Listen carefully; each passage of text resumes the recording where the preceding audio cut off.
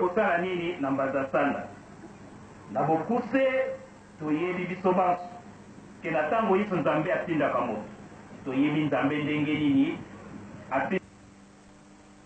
Kimbanguiste, représentant légal.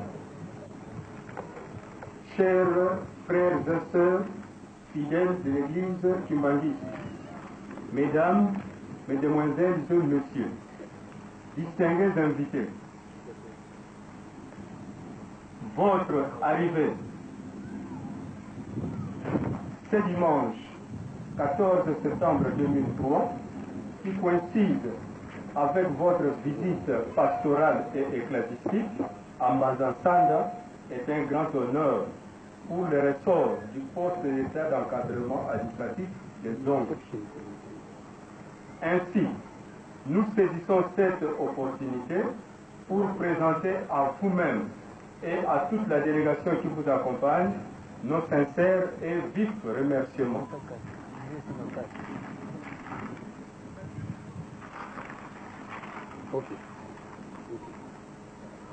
Que la grâce du Seigneur Tout-Puissant puisse vous assister. Zongo est synonyme au centre de production de la SNEL.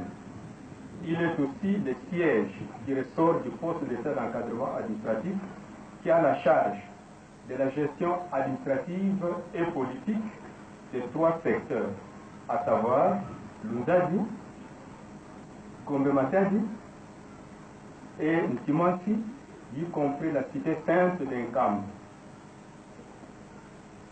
Son éminence, chef spirituel de l'église kimbanguiste et représentant légal, chers frères et sœurs, fidèles de l'église kimbanguiste, mesdames, mesdemoiselles et messieurs, distingués invités, Mbazasanda, qui se situe dans le groupement de Kindunga, secteur de Lundadi, territoire de Mbanzangungu dans le district de Katarak, à quelques 14 km du centre de production de la SNEL Zongo, siège du poste d'État d'encadrement administratif, demeure un grand village.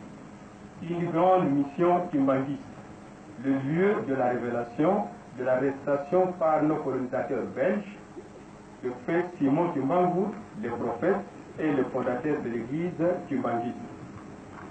Tout comme la ville sainte d'Enkamba, Mbazasanda reste un site historique, touristique et ecclésiastique, non seulement pour les kimbanguistes, mais pour tous ceux qui s'intéressent au savoir.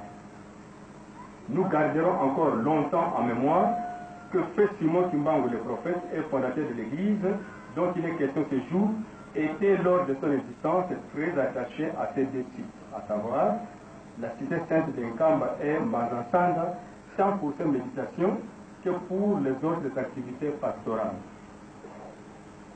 La contrée que vous visitez ce jour est enclavée. Elle connaît des problèmes de route et de ponts. La communication pose d'énormes difficultés. Elle n'a pas de marché au sens propre du terme et le billet de banque n'y circule pas. Notre richesse principale est centrée sur le chicoin, le braise et l'huile de palme. Il s'y pose donc des problèmes de développement.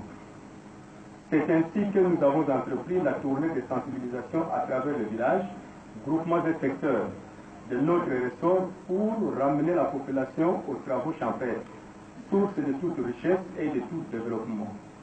Nous conscientisons la population à cultiver les manioc, les arachides, les haricots, le maïs, oignons, patates douces, sésame, bananes et autres petits pois.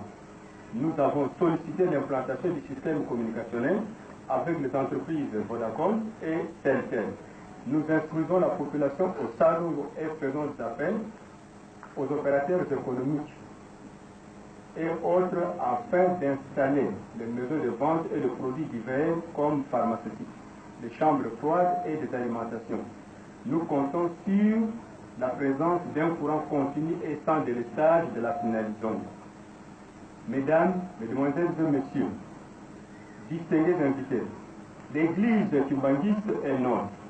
Son fondateur est un digne fils de ce pays, la République démocratique du Congo. Il est congolais de naissance et d'origine. Du reste, elle ne cesse de soutenir et de secourir les actions gouvernementales. Nous ne cesserons de la remercier.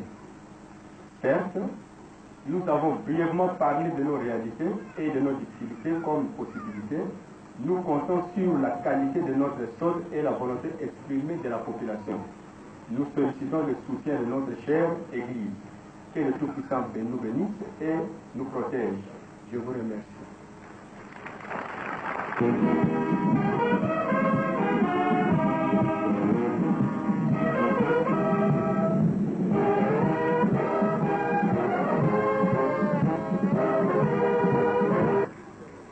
Une minute seulement. Sostenir déjà protocole.